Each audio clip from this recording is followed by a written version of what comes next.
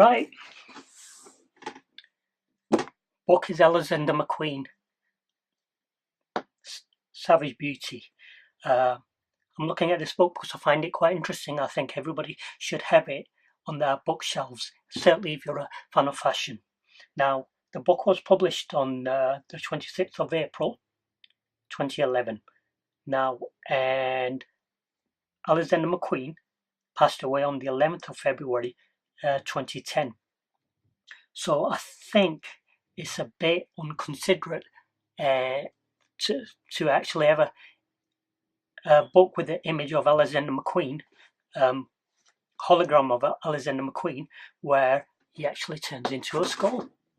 Ooh, ooh, ooh, ooh. But nevertheless, it's beautiful, and the skull was more or less his stamp. He used it all over his scarves, a lot on his garments, so therefore it's an important part of the book. The book is brown canvas on a hardback, has the total of 240 pages, um, both made up of words and literature and images. The images, the garments of the images were provided by either Daphne Guinness, someone is certainly worth looking into if you're into fashion. There's quite a few documentaries on YouTube about Dear Daphne, and quite a few interviews. Daphne is someone who certainly knows her way around fashion, so they're well worth watching. Also, some of the collection or previously belonged to the late Isabella Blow, who discovered Alexander McQueen, and so therefore you could say his success was down to Isabella Blow. She also discovered Hussein Chalian. He's another fashion haute couture avant-garde. Sorry, he's a avant-garde fashion designer very much worth looking at. And also Philip Tracy, who worked with Alexander McQueen. So he's also Philip Tracy is also worth looking at. Who he actually creates hats, so different, quite a little bit different, but nevertheless worth looking at. Now, Alexander McQueen came from spending a internship with Anderson and Shepard, who have a royal warrant for Prince Charles. Now, what that actually means is the fact that he's that the tailor Anderson and Shepard were making clothing for Prince Charles. He famously said that he had graffitied some vulgar language inside the chest, inside the lining. But when the coat was returned to be fixed up, you could say, they discovered that nothing was actually written inside this coat. He actually just did it for the controversy, if you like. So he was very good at that. He was good at drumming up controversy. You could say he did it to the level where they actually named the tabloids named him Yob of Fashion. Now let's have a look at the book.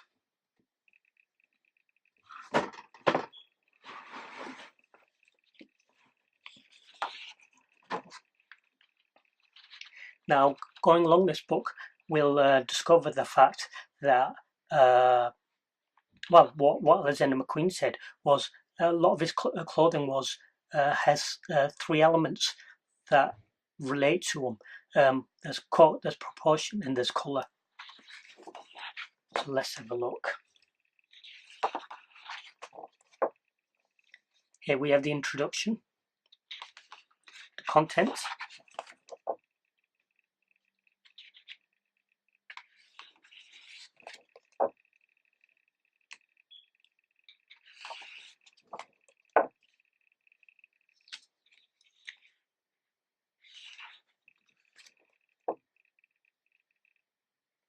And then the book was mostly written and put together by Andrew Bolton, so he has a few preface words to actually say. That's why we start.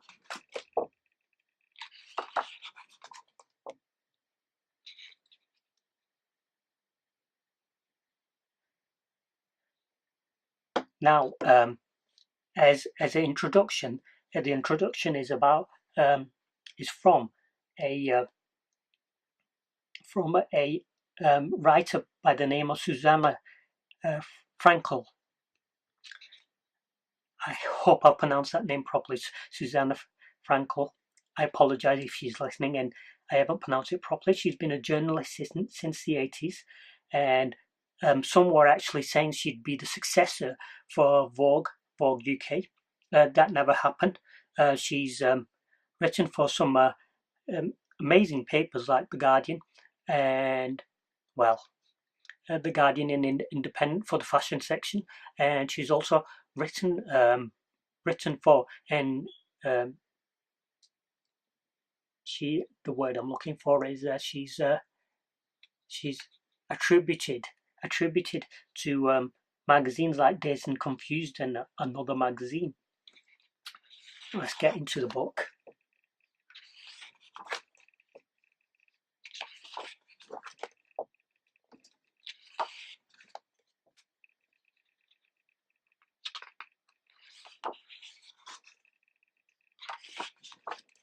Here we have an image of the late Alexander McQueen inside his fashion studio, working away. Now this piece is basically from the Jack the Ripper Stokes' Victims collection, done back in 1992. His graduate show. Quite interesting. You could see where the techniques from the tailoring from Savile Row actually come from. It's well tailored here, but yet he's going and expanding into basically creating his own image, his own views, and his own style by adding the extra and popping the backside out.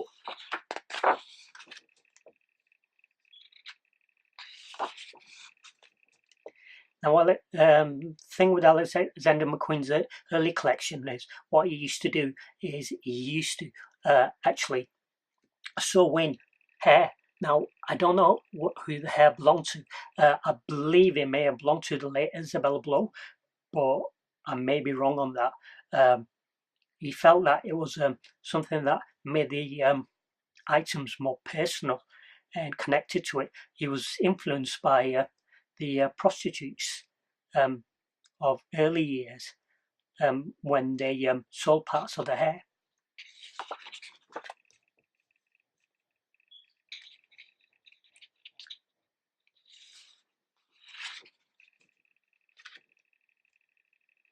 See more of the elegance of his cut.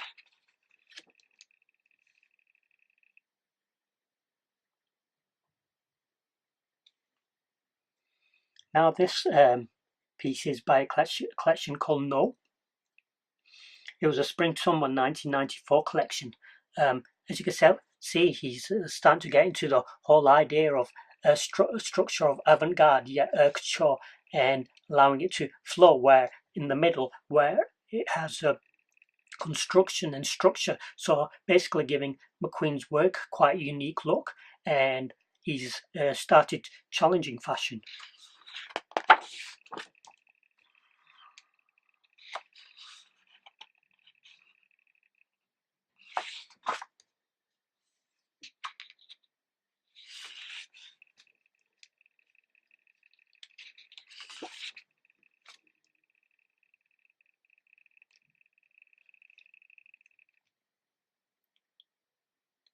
And this is from a collection called La Papille in 1997.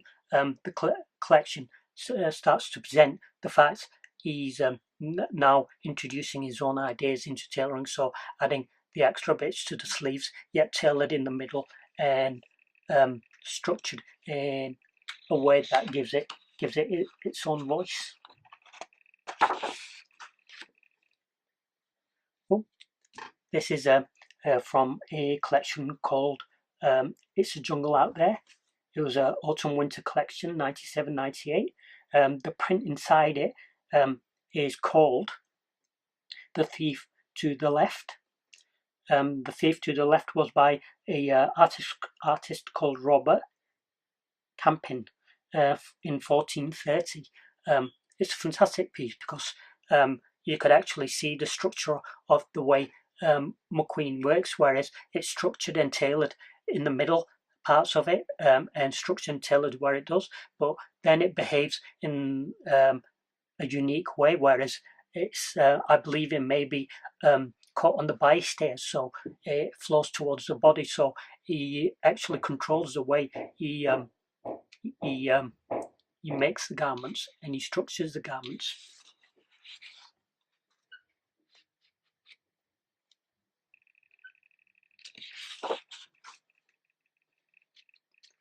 Oh, the famous Bumster. The Bumster is basically from the Highland Rape. It was autumn winter 97 to 95 to 97, I believe. 95 to 97.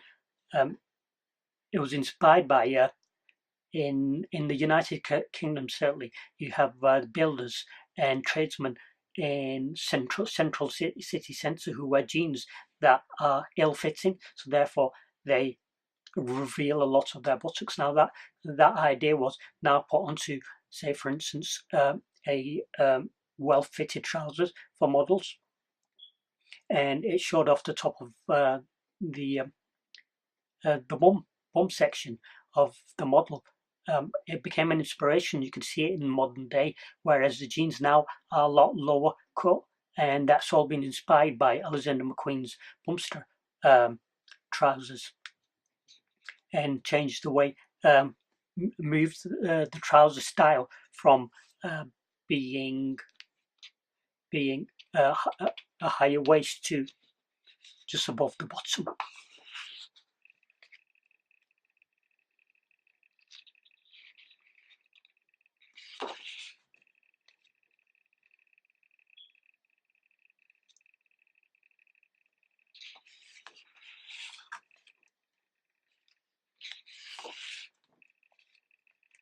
As you can tell with here with McQueen, he's worked with tailoring, but yet at the point where he wants to, he's removed padding and removed the structure to give it more of a rhythmic flow. So you could tell here he had absolutely complete control and understanding of tailoring, and I think that's what made his clothes unique.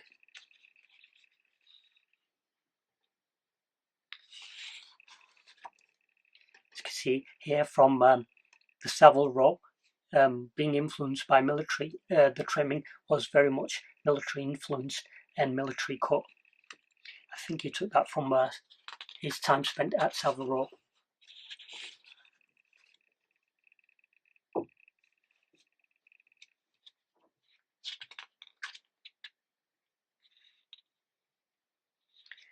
These two pieces were part of the Autumn Winter 96-97 collection.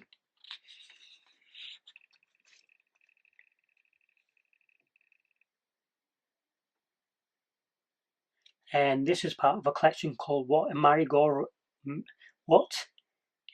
Merry-Go-Around, which was an autumn-winter collection. It was done in 01 and 02, autumn-winter 01 and 02.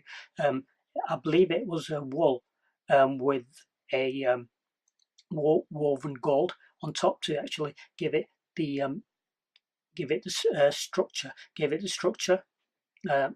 and give it the look he wanted to do.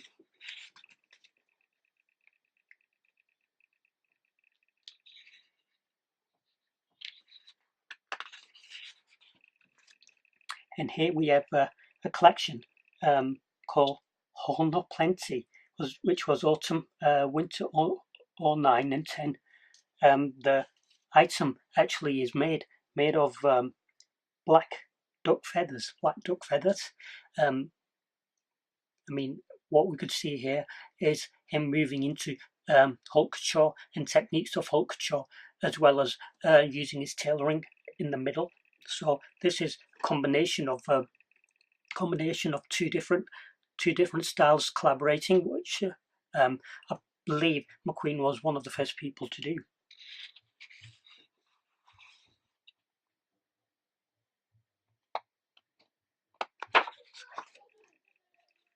And here we have a piece by the collection, which was Voss. It was a spring summer 2001. The item is made up of red ostrich feathers, as well as black ostrich feathers. It was quite a unique collection. Stood out very much. There was movement at the bottom, but the structure on top basically gave two different ideas, but which were woven together using his techniques and skills.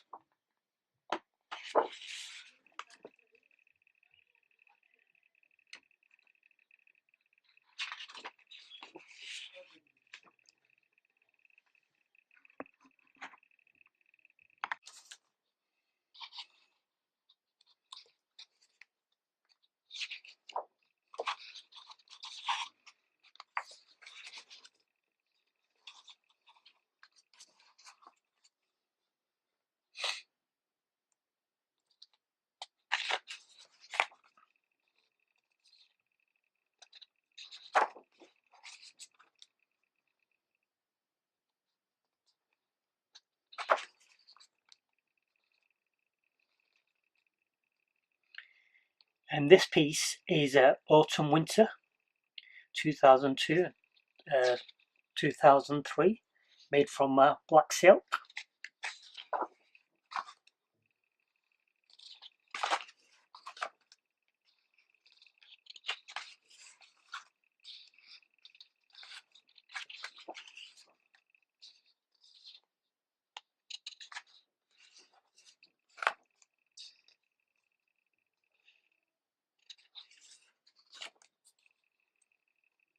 And here we have a piece where Alexander McQueen did. It's called the Widow of the collection was called the Widow of Colden. It's Autumn Winter 2006 and 2007. It's the use of McQueen tartan, which is quite interesting, to actually play with something that is unique to him, the tartan colours. Some more of those pieces from that collection.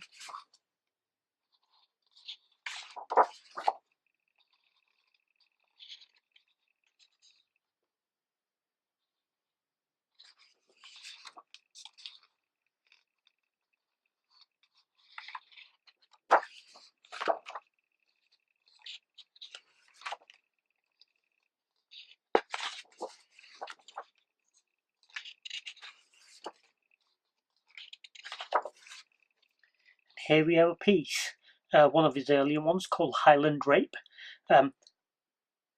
As far as the story goes, Alexander McQueen's sister was abused by her husband, so this was influenced by those memories. This was done on green leather with studs going across the neck.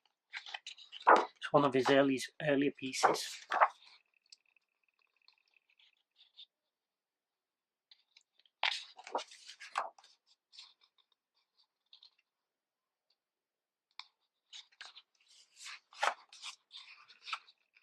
It's black silk with, I believe it may be black silk with um, bleached patterns onto it.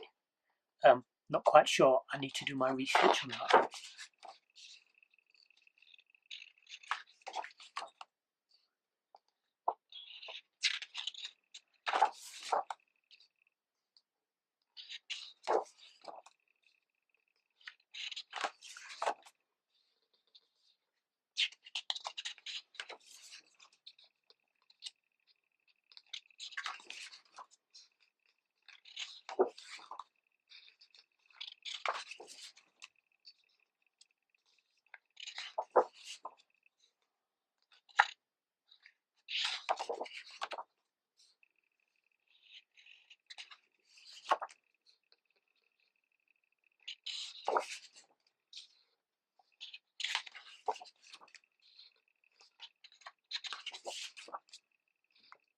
an interesting piece.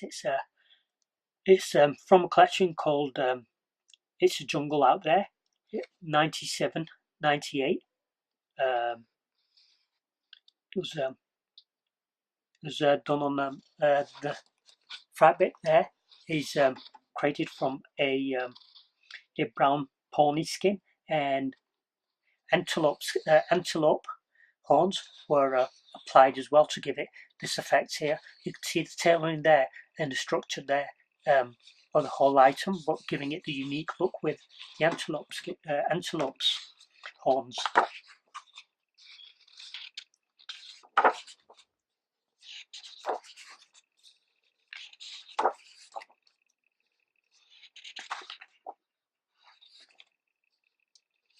It's created from silk.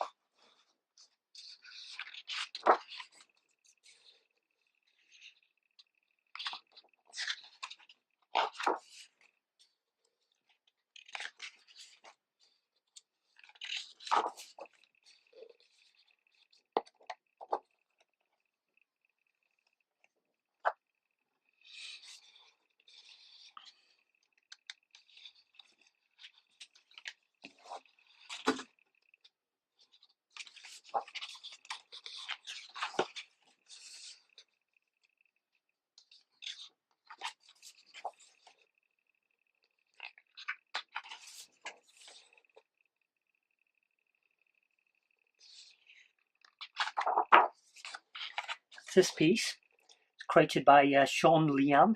I couldn't really find much of her work. His or her work online. It's quite difficult to find, but from what I've seen with Alexander McQueen, he collaborated with a lot of different designers, jewelry makers, shoemakers, and accessory makers. And this was someone he actually did quite a lot of work with. This is a piece by Sarah Hamani. Both these pieces, she made sculptured armour, if you like. She made a lot of McQueen's pieces, quite famous pieces. Say, for instance, this backbone and the ribs here, as a form of jewellery piece to be worn. I've not actually seen this on anybody, but it is. As far as something avant-garde goes, I've not seen this on anybody apart from on the catwalk. So I feel that it still is an interesting piece. I think it's a fine example of how McQueen collaborating with someone brings out such fantastic different pieces and expands it beyond clothing and into jewellery. Of course, Philip Treacy, also discovered by Isabel Blow. As far as I know, Philip Treacy was someone Isabella Blow discovered earlier than Alexander McQueen, but those were two people that collaborated with each other on a regular basis. Someone worth looking into, Philip Treacy, because he makes absolutely fantastic hats. I believe every hat worn by either Daphne Guinness or Isabel Blow was actually a piece by Philip Treacy.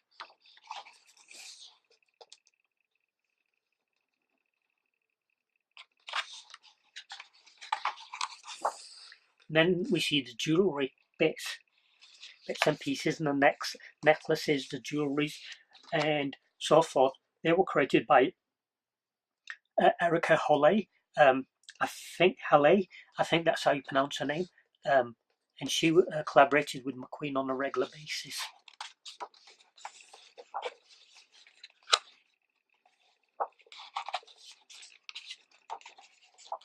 And here we're coming to the end of the book.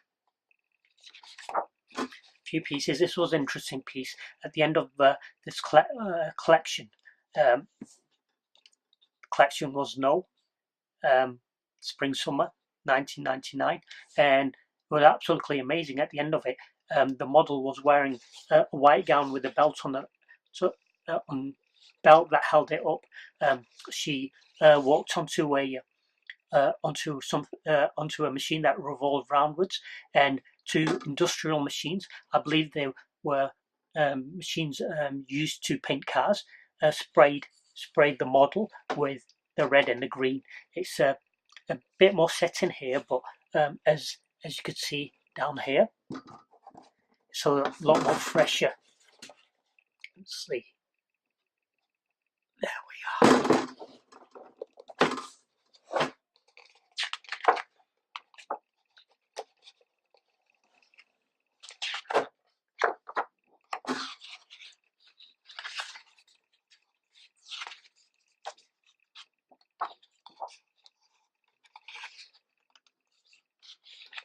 And at the end, we have an interview with someone who actually took over the McQueen brand after he passed away. The person that took this over was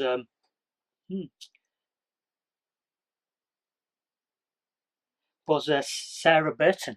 I mean, she'd worked with Alexander McQueen since 1996, so therefore she was someone who knew McQueen on an in-depth basis and completely understood his way of thinking.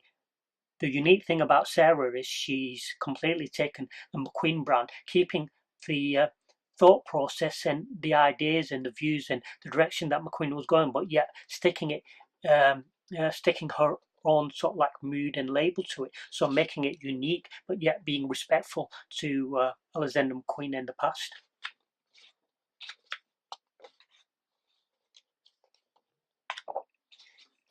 And there we have it. That's the end of the book. So well worth something worth investing in and adding to your library. Okay. Thank you for your time. Toodaloo. Bye. Bye.